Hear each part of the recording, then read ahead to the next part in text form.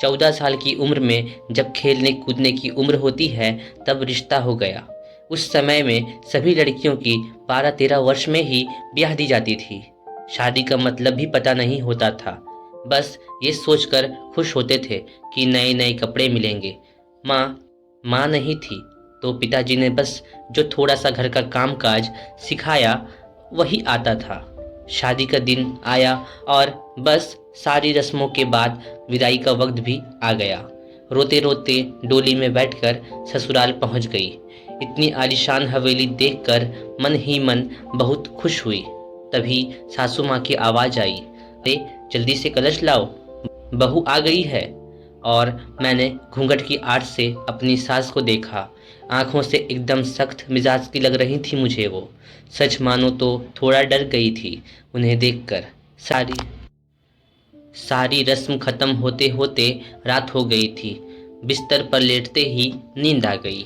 सुबह सुबह नौकरानी ने आकर जगाया था कि चलो रसोई बनाने की रस्म है। तैयार होकर रसोई में आ गई और खीर बनाई। सबने तारीफ की पर सासू माँ ने कमी निकाल दी। साथ ही साथ हिदायत भी दी कि अब बचपन छोड़कर कुछ काम काज सीख लो। 15 दिन बाद मेरे पति को भी हॉस्टल जाना था कि वो तब बीए कर रहे थे। खैर अमर भी हॉस्टल चले गए। मैं अकेली रह गई अपने सास और ससुर के साथ। बीच बीच में चिट्ठी लिखते थे पर पहले सासू माँ थी, बाद में मेरे पास आती थी। उम्र कम होने की वजह से इतना फर्क नहीं पड़ता था। मेरे अकेलापन का साथी था आम का पेड़। हाँ, वही आम का पेड़ जो हवेली के पीछे के आंगन में लगा था। उस आम का पेड़ के नीचे एक कच्ची मिट्टी का कमरा भी बना हुआ था, पर वो पेड़ फल नहीं देता था। इसलिए सारे हवेली वाले उस पेड़ को बांझ कहते थे। पर मुझे न जाने क्यों उस पेड़ से बहुत प्यार था। जब काम से निवृत्त होकर कुछ फुर्सत के पल मिलते थे तो एक वही पेड़ मेरे साथ ही होता था।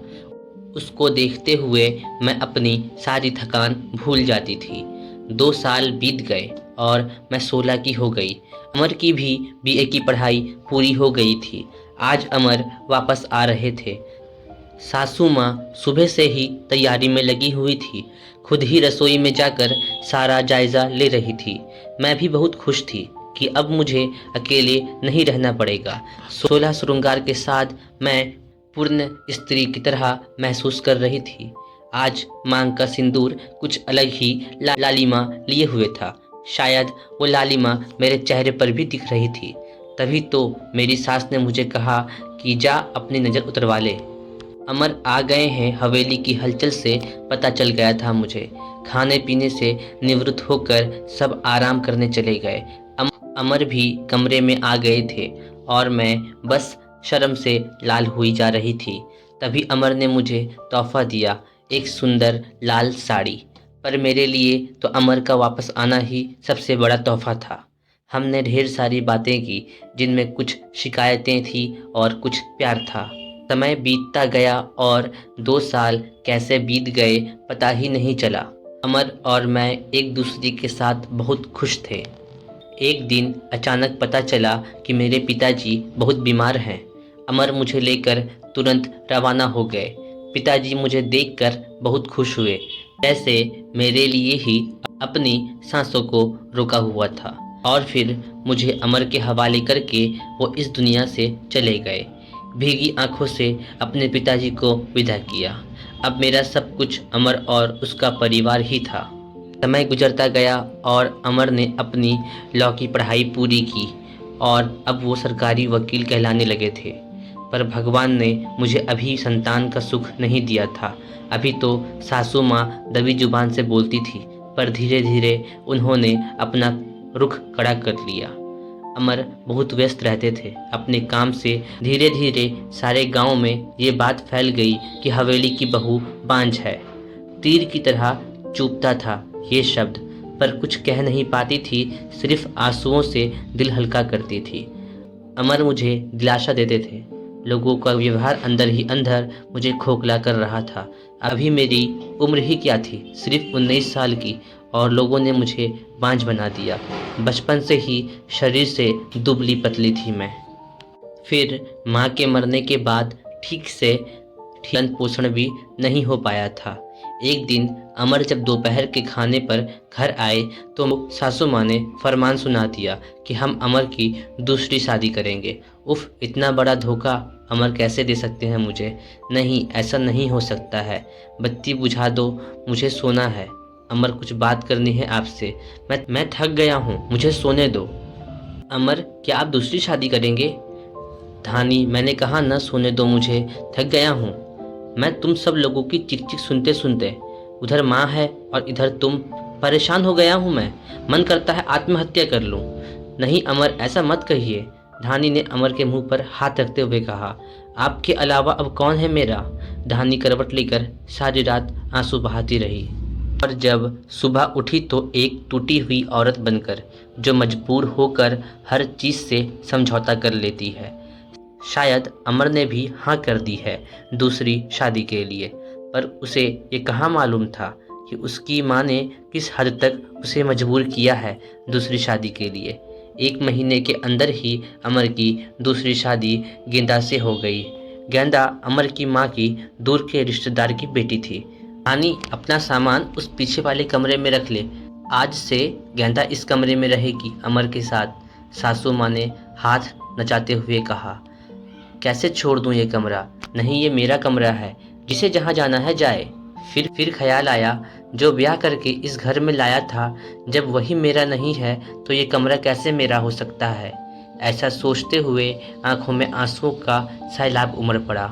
सिंदूर की डिब्बी और कुछ कपड़े लेकर उस कच्ची मिट्टी के कमरे की तरफ बढ़ गई। सामान एक कोने में रखकर खिड़की पर बैठ गई और उस आम के पेड़ को देखते हुए उसको निहारने लगी। इसे कुछ कम हो जाएगा, किस्मत कहूँ या कुछ और, कि आज मेरी हालत भी इस पेड़ की तरह हो गई है, अकेला, बेसहारा।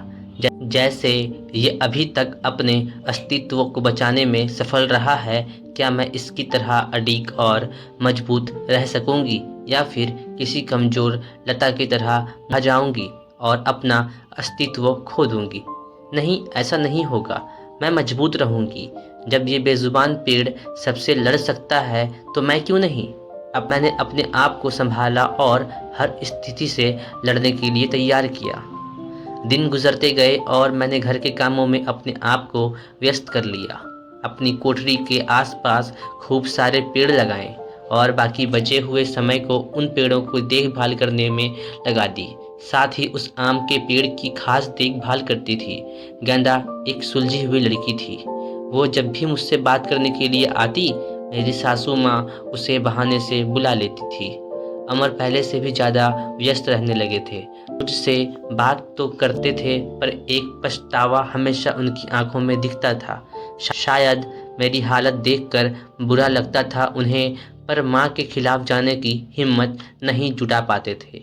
गेंदा के दिन बस खुशी से गुजर रहे थे और मेरे दिन सिर्फ गुजर रहे थे। और देखते ही देखते वो दिन भी आ गया। गेंदा ने जब खुशखबरी सुना दी कि वो माँ बनने वाली है, पूरी हवेली में त्योहार का जैसा माहौल हो गया। सारे नौकरों में तोहफे बांटे जाने लगे। मैं भी बहुत खुश थी। चलो अच्छा है, अब घर में एक नया मेहमान आएगा। शायद गेंदा बहुत कमज़ोर थी और उम्र भी 16 साल। उसे बहुत तकलीफ होती थी। अब सासू माँ का आदेश था कि अच्छी सी सेवा की जाए, जिससे कि उसकी कमजोरी दूर हो सके। सारी देखभाल के बाद भी गेंदा का वजन कुछ खास नहीं बढ़ रहा था। एक दिन चिंतित हुए मैंने अमर से कहा, तो शहर में किसी अच्छे डॉक्टर को दिखा लाओ, पर सासू माँ ने यह कहकर मना कर दिया कि हमारे भी बच्चे घर पर हुए हैं और अमर की वही पुरानी आदत है कि अपनी माँ के खिलाफ वो जा नहीं सकते थे। एक दिन गेंदा की तबीयत कुछ खराब होने लगी। उसकी सांस बहुत फूल रही थी। घबराकर मैंने गांव के वैद्य जी को बुलाया। वैद्य जी ने आकर कुछ दवाइयां दी और खून की कमी भी बताई। और जब मैंने अमर को ये सब बताया तो सासू माँ ने मुझे गेंदा से दूर रहने का आदेश दे दिया, ये कहकर कि एक बांझ की छाया भी नहीं पड़नी चाहिए गेंदा पर। खैर, मुझे गेंदा से दूर कर दिया गया और मैं फिर उसे अपनी कोठरी में अकेली सारा दिन बंद रहने लगी। ये कहूँ कि अंदर ही अंदर खुद भी डर गई थी कि कहीं सचमुच मेरी वजह से गेंदा को कुछ न हो जाए।